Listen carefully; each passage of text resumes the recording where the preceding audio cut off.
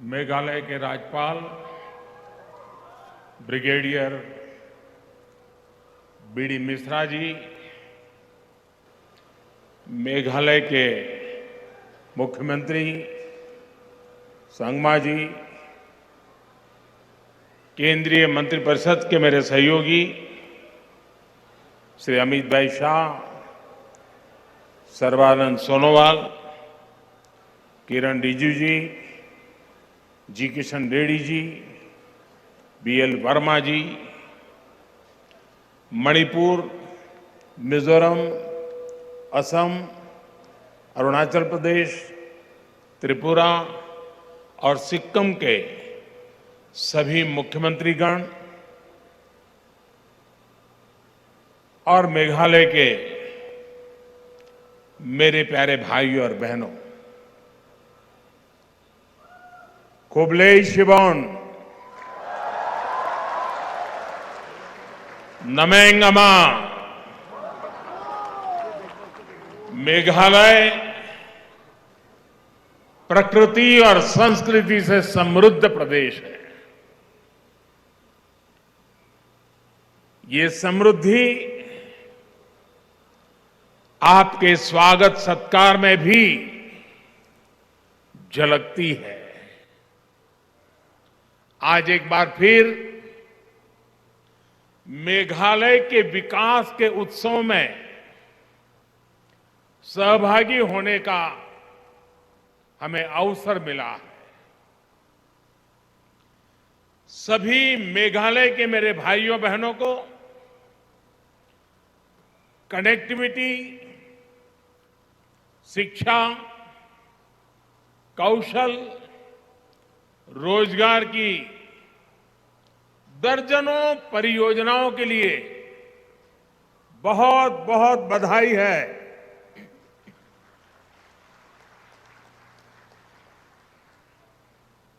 भाइयों और बहनों, ये संयोग ही है कि आज जब फुटबॉल वर्ल्ड कप का फाइनल हो रहा है,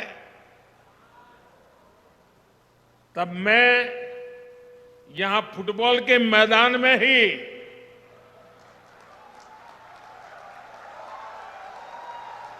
फुटबॉल प्रेमियों के बीच में हूं।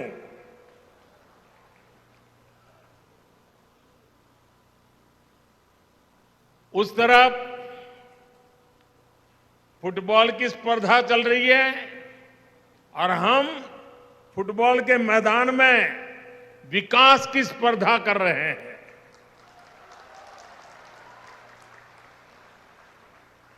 मुझे एहसास है कि मैच कतर में हो रहा है, लेकिन उत्साह और उमंग यहां भी कम नहीं है। और साथियों, जब फुटबॉल के मैदान में हूं और फुटबॉल फीवर चारों तरफ है, तो क्यों ना हम फुटबॉल की परिभाषा में ही बात करें, फुटबॉल का ही उदाहरण देके बात करें। हम सबको मालूम है कि फुटबॉल में अगर कोई खेल भावना के विरुद्ध, स्पोर्ट्समैन स्पिरिट के खिलाफ अगर कोई भी व्यवहार करता है तो उसे रेड कार्ड दिखाकर बाहर कर दिया जाता है। इसी तरह पिछले 8 वर्षों में हमने नॉर्थ ईस्ट के विकास से जुड़ी अनेक रुकावटों को रेड कार्ड दिखा दिया है। भ्रष्टाचार, भेदभाव, भाई भतीजावाद, हिंसा, प्रोजेक्टों को लटकाना भटकाना, वोट बैंक की राजनीति को बाहर करने के लिए हम ईमानदारी से प्रयास कर रहे हैं। लेकिन आप भी जानते हैं, देश भी जानता है, इन बुराइयों की, बीमारियों की जड़ें बहुत गहरी है। इसलिए हम सबको मिलकर के उसे हटा करके ही रहना है। हमें विकास के कार्यों को ज्यादा रफ्तार देने और ज्यादा प्रभावशाली बनाने में प्रयासों का अच्छा परिणाम भी नजर आ रहा है। यही नहीं, स्पोर्ट्स को लेकर भी केंद्र सरकार आज एक नई अप्रोच के साथ आगे बढ़ रही है। इसका लाभ नॉर्थ ईस्ट को हुआ है, नॉर्थ ईस्ट के मेरे नौजवानों को, हमारी बेटे बेटियों को हुआ है। देश की पहली स्पोर्ट्स यूनिवर्सिटी नॉर्थ ईस्ट में है। आज नॉर्थ ईस्ट में मल्टीपर्पज हॉल, फुटबॉल मैदान, एथलेटिक्स ट्रैक, ऐसे 90 प्रोजेक्ट्स पर काम चल रहा है। आज शिलांग से मैं ये कह सकता हूं कि आज भले ही हमारी नजर कतर में चल रहे खेल पर है, मैदान में विदेशी टीम है उन पर है, लेकिन मुझे मेरे देश की युवा शक्ति पर भरोसा है।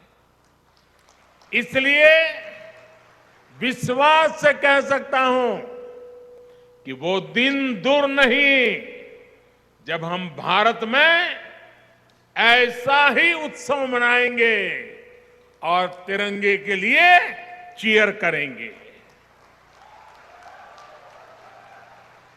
भाई और बहनों, विकास सिर्फ बजट, टेंडर, शिलान्यास, उद्घाटन, इन्हीं रिचुअल तक सीमित नहीं है। ये तो साल 2014 से पहले भी होता रहता था। फीते काटने वाले पहुंच जाते थे, नेताएं माला भी पहन लेते थे, जिंदाबाद के नारे भी लग जाते थे। तो फिर आज क्या बदला है? आज जो बदलाव आया है वो हमारे इरादे में आया है, हमारे संकल्पों में आया है, हमारी प्राथमिकताओं में आया है, हमारी कार्य संस्कृति में आया है।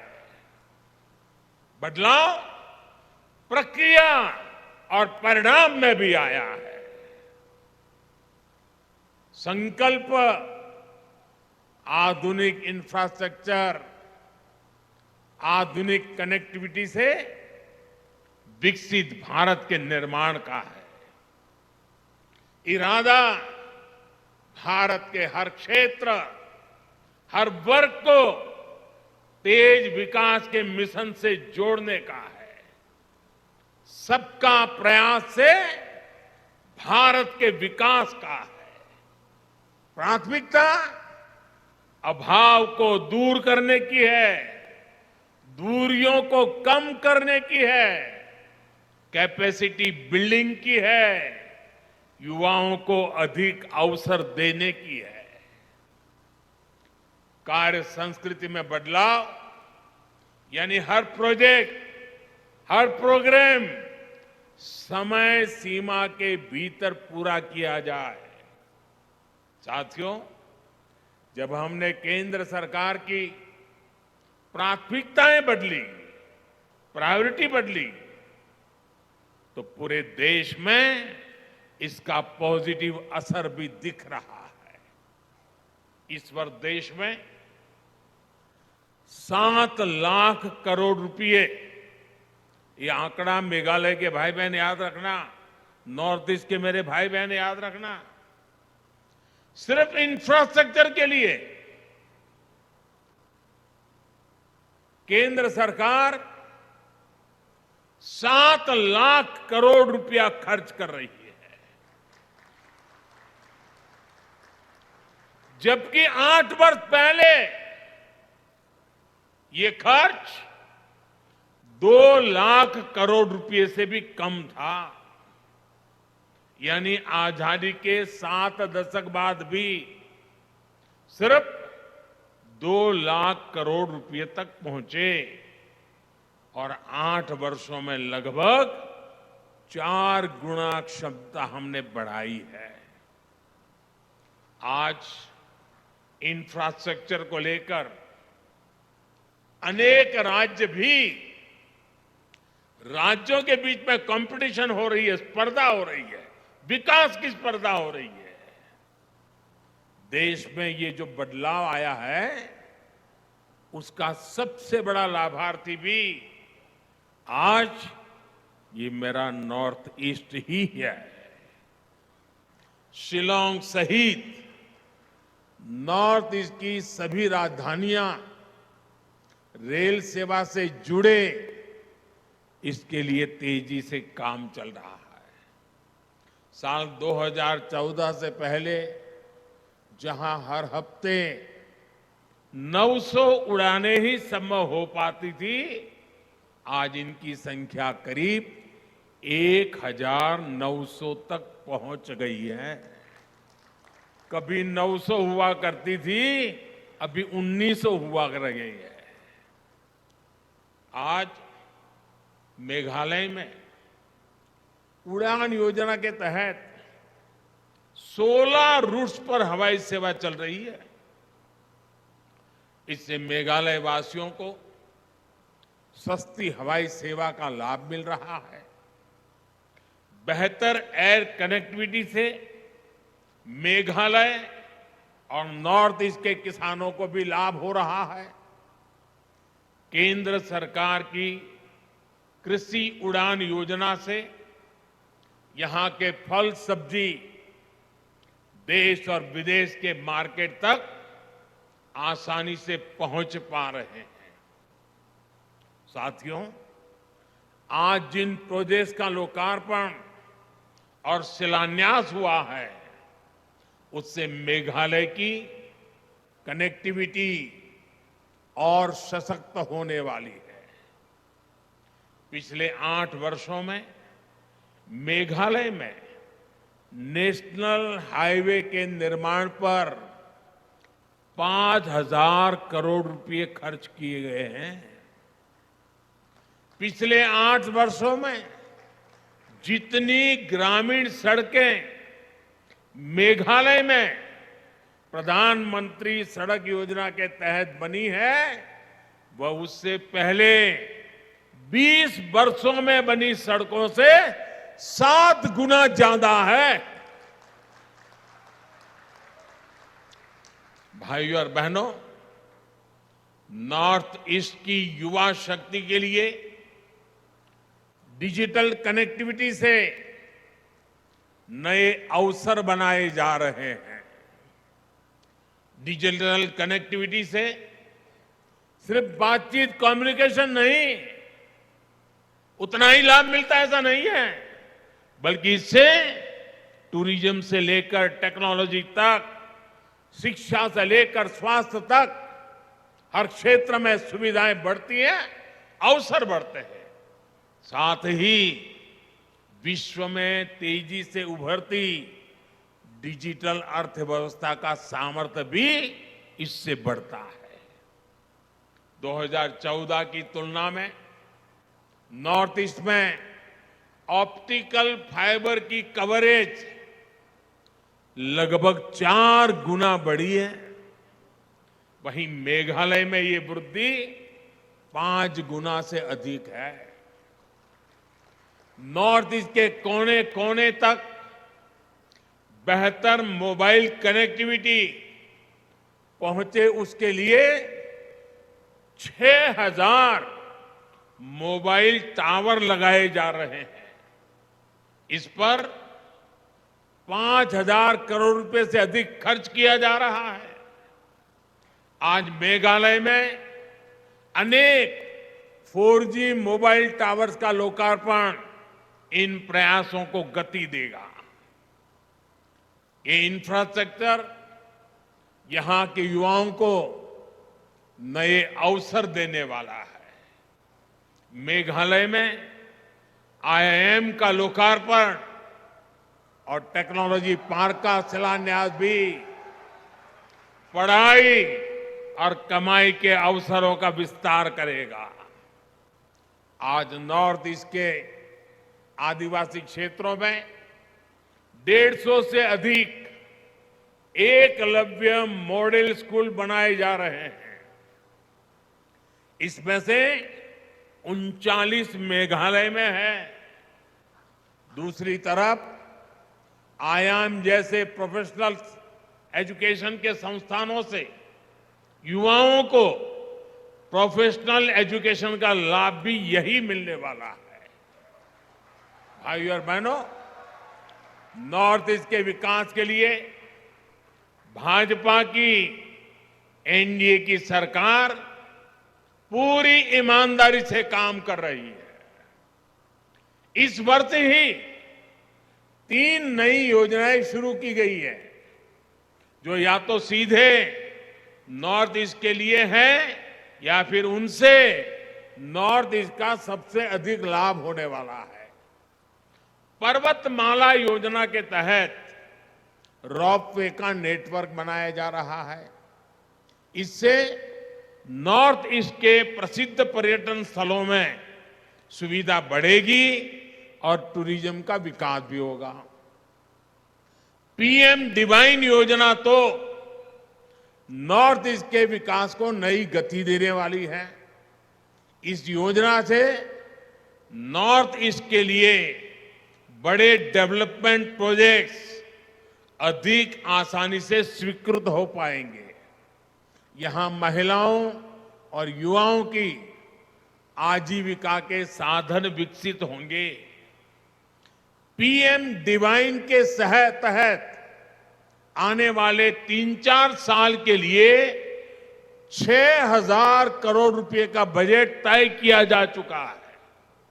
भाइयों और बहनों, लंबे समय तक जिन दलों की सरकारें रही, उनकी नॉर्थ ईस्ट के लिए डिवाइड की सोच थी और हम डिवाइन का इरादा लेकर आए हैं। अलग अलग समुदाय हो या फिर अलग अलग क्षेत्र, हम हर प्रकार के डिवीजन को दूर कर रहे हैं। आज नॉर्थ ईस्ट में हम विवादों के बॉर्डर नहीं, बल्कि विकास के कॉरिडोर बना रहे हैं, उस पर बल दे रहे हैं। बीते 8 वर्षों में अनेक संगठनों ने हिंसा का रास्ता छोड़ा है, स्थायी शांति की राह पकड़ी है। नॉर्थ ईस्ट में आस्था की आवश्यकता ना पड़े, इसके लगातार राज्य सरकारों के साथ मिलकर स्थितियों को सुधारा जा रहा है। यही नहीं, राज्यों के बीच सीमाओं को लेकर भी दशकों से जो विवाद चल रहे थे, उनको सुलझाया जा रहा है।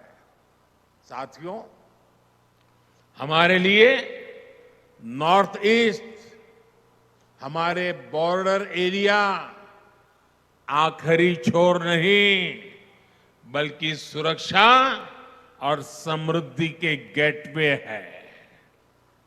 राष्ट्र की रक्षा भी यहीं से सुनिश्चित होती है और दूसरे देशों से व्यापार कारोबार भी यहीं से होता है। इसलिए एक और महत्वपूर्ण योजना है जिसका लाभ नॉर्थ ईस्ट के राज्यों को होने वाला है। वो योजना है वाइब्रेंट बॉर्डर विलेज बनाना।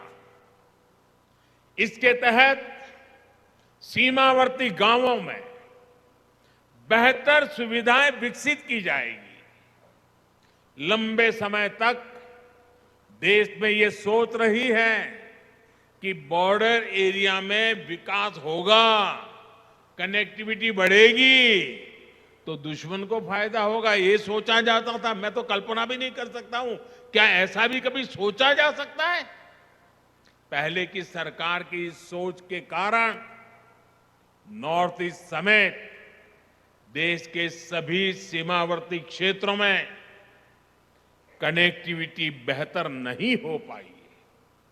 लेकिन आज डंके की चोट पर बॉर्डर पर नई सड़कें, नई टनल, नए पुल, नई रेल लाइन, नए एयर स्ट्रिप, जो भी आवश्यक है, एक के बाद एक उसके निर्माण का काम तेज गति से चल रहा है।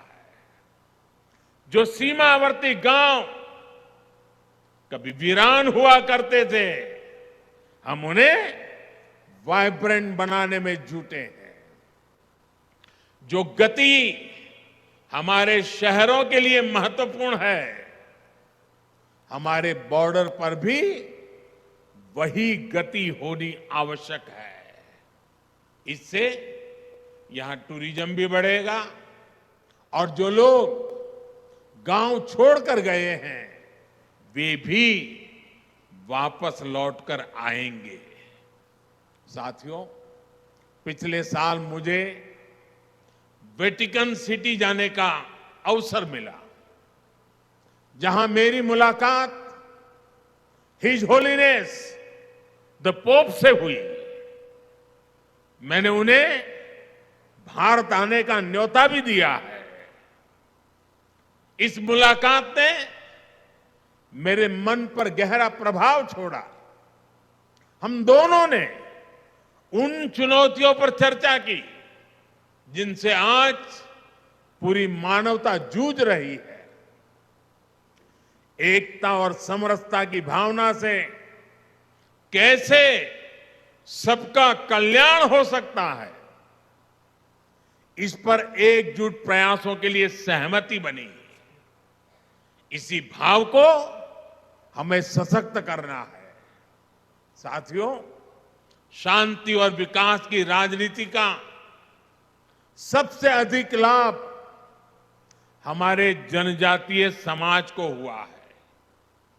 आदिवासी समाज की परंपरा, भाषा, भूषा, संस्कृति को बनाए रखते हुए आदिवासी क्षेत्रों का विकास सरकार की प्राथमिकता है। इसलिए बांस की कटाई पर जो प्रतिबंध था उसे हमने हटा दिया। इससे बांस से जुड़े आदिवासी उत्पादों के निर्माण को बल मिला। वनों से प्राप्त उपज में वैल्यू एडिशन के लिए नॉर्थ ईस्ट में 850 वनधन केंद्र स्थापित किए जा चुके हैं। इनसे अनेक सेल्फ हेल्प ग्रुप जुड़े हैं, जिनमें अनेक हमारी माताएं बहनें काम कर रही है। यही नहीं, घर, पानी, बिजली, गैस जैसे सोशल इंफ्रास्ट्रक्चर का भी नॉर्थ ईस्ट को सबसे अधिक लाभ हुआ है। बीते वर्षों में मेघालय में 2 लाख घरों तक पहली बार बिजली पहुंची है। गरीबों के लिए लगभग 70,000 घर स्वीकृत हुए हैं। लगभग 3 लाख परिवारों को पहली बार नल से जल की सुविधा मिली है। ऐसी सुविधाओं के सबसे बड़े लाभार्थी हमारे आदिवासी भाई बहन हैं।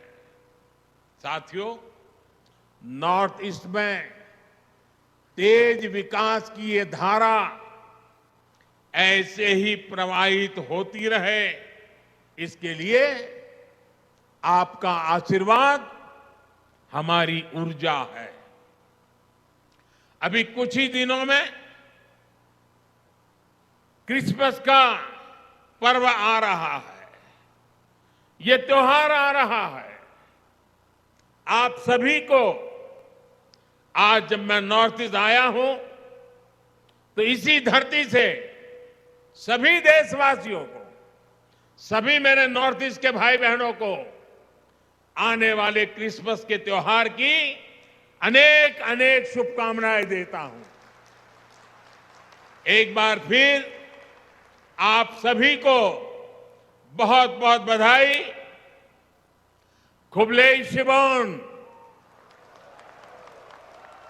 मितेला।